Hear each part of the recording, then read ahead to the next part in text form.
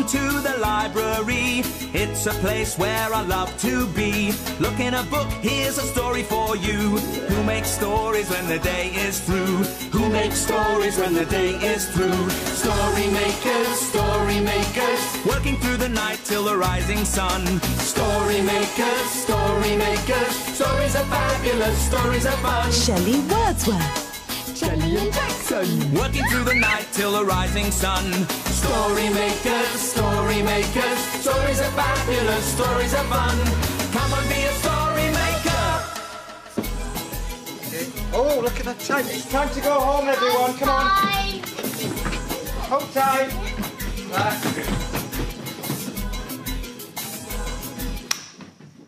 Story makers.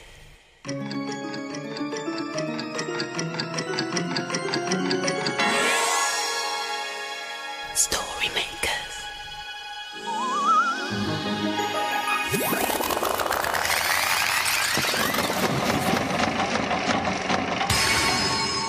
Story makers.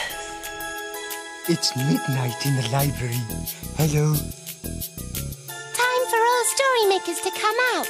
Are you ready? The sun is down, the stars are bright. Story makers come out at night. Hello, I'm Shelley Wordsworth, magical maker of stories. Come on, what are we waiting for? Let's have some fun. Boots, boots, beautiful boots, stamping on the ground. Boots, boots, beautiful boots, marching all around. Jackson, what are you doing? Oh, hello, Jelly. Do you like my boots? Yeah. Can I wear them, please? Oh, no, you can't wear these. They're mine. Oh, Shelley, look at Jackson's boots. Oh, wow, splosh-tastic Wellington boots. Wellington boots? Yes, that's what those type of boots are called, Wellingtons. Oh, great. Boots, Wellington boots, stamping on the ground. Boots, Wellington boots, marching all around. Yeah. Shelley, can we make a story with Jackson's Wellington?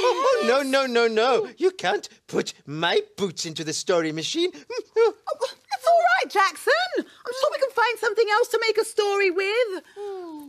We could make a story with Jelly's wellies. A baby's booty. No, Shelley. Yes. I want a story about Wellington. Okay, Yeah? my green queen. Wellington. Wellingtons it will be. Jelly's wellies.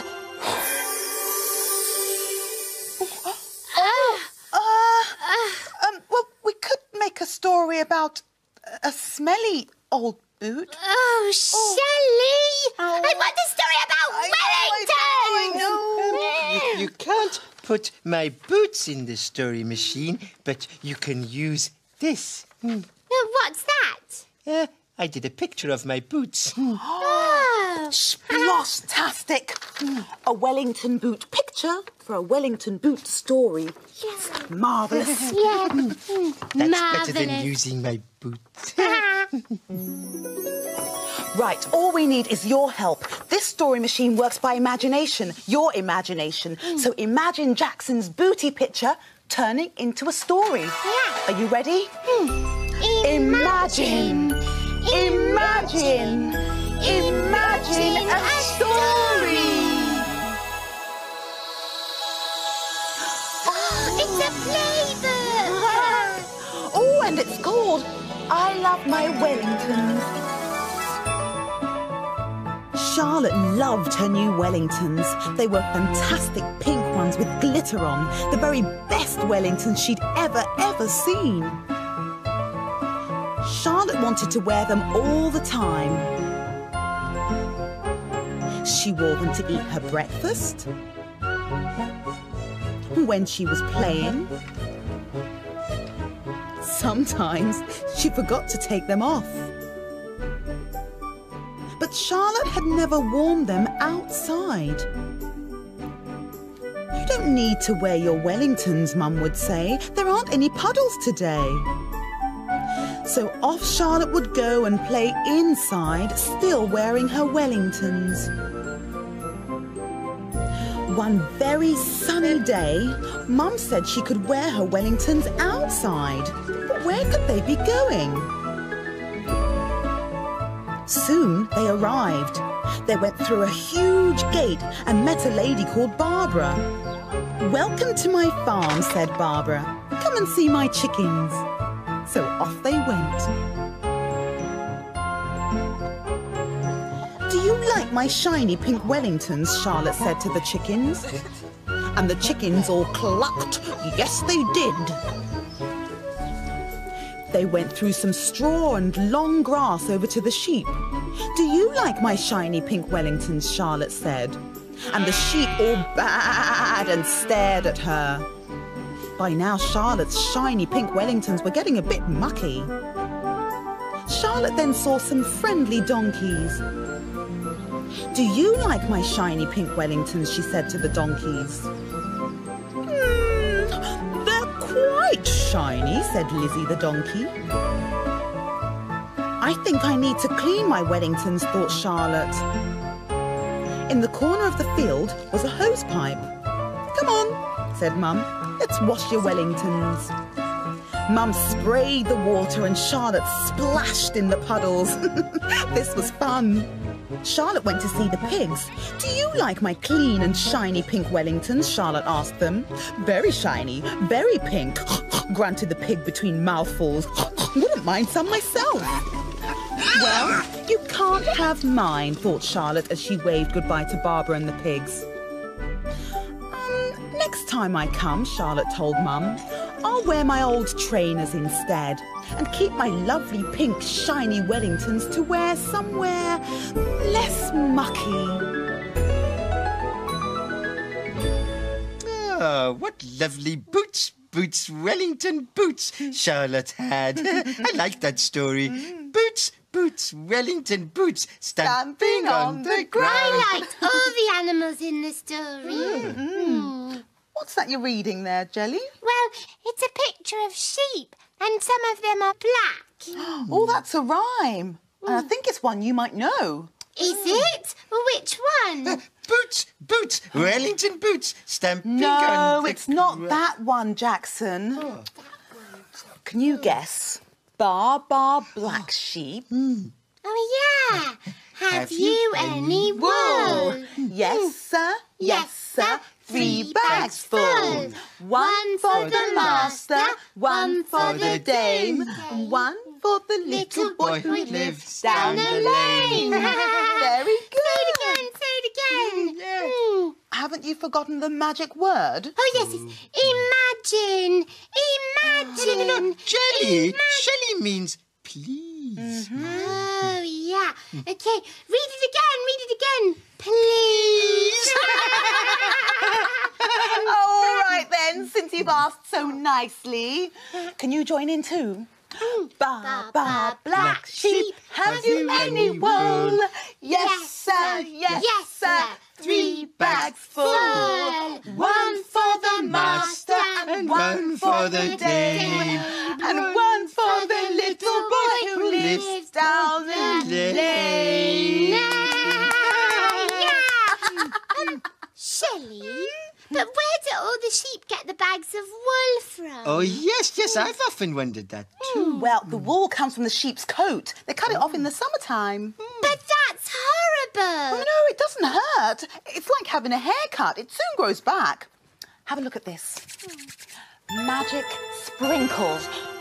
Wow. Sheep's wool is wound into a woolly round, and then I knit it into a scarf. Oh, is it for me? Oh, is it for me? You'll have to wait and see. Dum-dee-dee-da-dum. Ooh, dee-da-dum. It's very slow. Oh, yes, well, it takes about 3 weeks. Weeks? Yes. Wouldn't it be quicker to put it in the story machine? Oh, well, yes, I suppose you're right. Yeah. I never was much good at knitting anyway.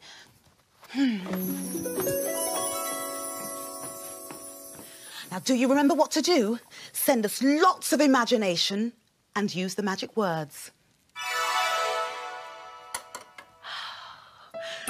Imagine, imagine, imagine a story. It's a Kevin the Spaceman story. And it's called Woolly Planet.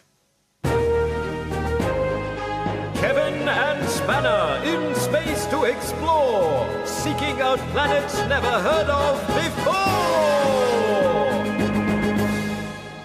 It had been a very soft landing.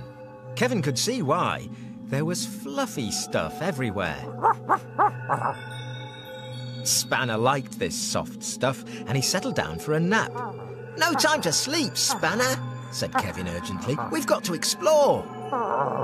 Spanner was tired of exploring, but Kevin was insistent. "Come along, Spanner," he said. Suddenly, the soft stuff started to move. Spanner leapt to his feet. "That's better," said Kevin, heading off to explore. Spanner followed. He wanted to find out what this stuff was. Kevin bent down to feel the fluffy stuff, and Spanner sniffed it. It smelt faintly of sheep.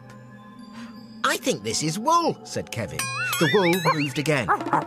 Spanner chased after it. "Wait for me, Spanner," called Kevin. Spanner caught the wool in his mouth. Somebody tugged it. Spanner tugged back. He liked this game. There was another tug, and the end of the wool came free and disappeared. "Follow that wool!" shouted Kevin. Spanner bumped his nose on a sofa. Sitting on it was an old lady made entirely of wool. She appeared to be knitting. "Knit one, purl one, slip a stitch. Knit one, oh, hello, dear," she said, spotting Spanner. "I'm knitting jumpers. Would you like one?" Spanner had never had a jumper before. "Spanner!" called Kevin as he came round the corner.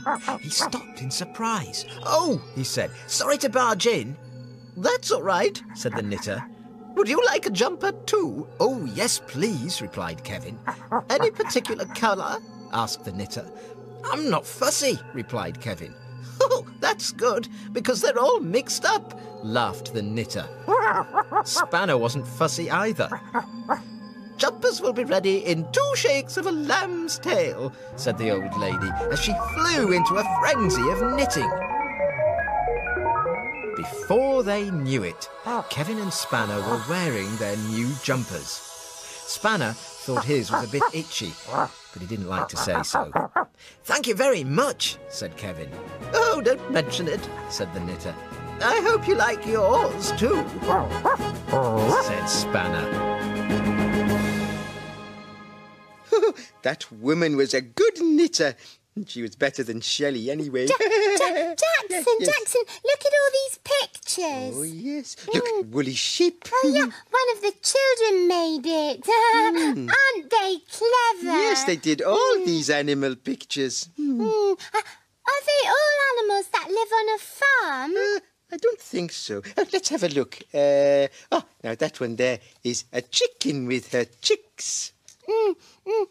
Chickens live on a farm. I saw it in the story. And what about this pig? Oh, yes, there was one of those too. So they are all farm animals. I don't think so. Look, because that is an elephant, and elephants don't live on farms. Oh, no, they don't. They live in the jungle. That's right. Yeah. Oh, but this horse lives on a farm. Oh, no, it doesn't. Yes, it does. No, it doesn't. Yes, it does. Doesn't. Doesn't. Oh, well, I know. Let's just put it in the story machine and see where it does live. Well, all right, but I know that it doesn't live on a farm. In it goes. Are you ready to help? Imagine a story. It's a blue cow story. But it's called Blue Cow and the Roundabout Horse. In a field not far away is a herd of cows grazing quietly. One of the cows is most unusual. Blue Cow wonders about the big world beyond her field. One day, Blue Cow heard beautiful roundabout music on the breeze. I wonder what it would be like to be a horse on a carousel. She's off again, said the other cows. So Blue Cow caught the bus that stops beside her field. I'd like a ticket to a roundabout, please. There you go, madam. Hold very tight. And they set off for the fair.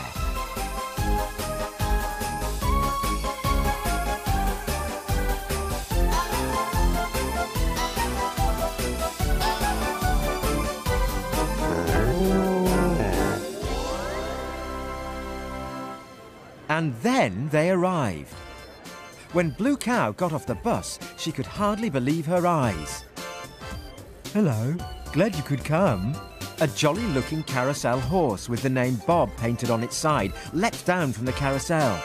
Come on, Blue Cow, I'll show you around. Would you like a ride on the spinning teacups? Bob said. Ooh, yes, please, giggled Blue Cow. The next thing she knew, she was spinning in a beautiful cup. When it stopped, she felt quite giddy. Next came the House of Fun, with its crazy mirrors that made Blue Cow look very funny. Ooh, look at my long neck, she grinned. I look like a blue giraffe. What would you like to do now? Asked Bob kindly. Well, Blue Cow thought for a moment. I would really like to be a carousel cow. No problem, Bob smiled. Blue Cow stood proudly on the carousel next to Bob. Oh, please can I have a ride on the Blue Cow, Mum? Asked a girl called Rosie. And on she jumped. The music started and the carousel twirled, slowly at first and then faster. Hooray! Cheered Rosie. Moo! Cheered Blue Cow. And they both had the most wonderful carousel ride ever.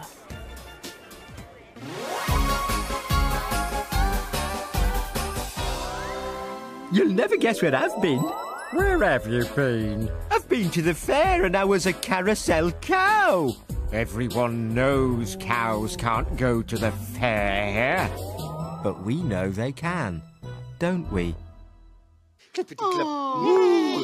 Clippity-clop, Nay! clippity-clop, Nay! What are you two doing? Clippity-clop, nay! I'm being a roundabout horse. and I'm being a roundabout cow. Oh, great! Bah! Clippity-clop, bah! Clippity-clop, Shelley, bah! what are you doing? I'm being a roundabout sheep. Hello. Clippity-clop, bah! Clippity-clop, bah! Look, it's getting light. Oh no, it's time for the roundabout to stop. The stars have gone and the sun is up. It's time for us to disappear. Yes, the children will be here soon. Dawn is upon us and the morning is nigh. We've made our stories and we bid you bye-bye. Good move. Good move. Story makers, working through the night till the rising sun. Story makers, story makers, stories are fabulous, stories are fun. Thanks for helping us. Goodbye. Bye, story makers. Come back to the library again soon.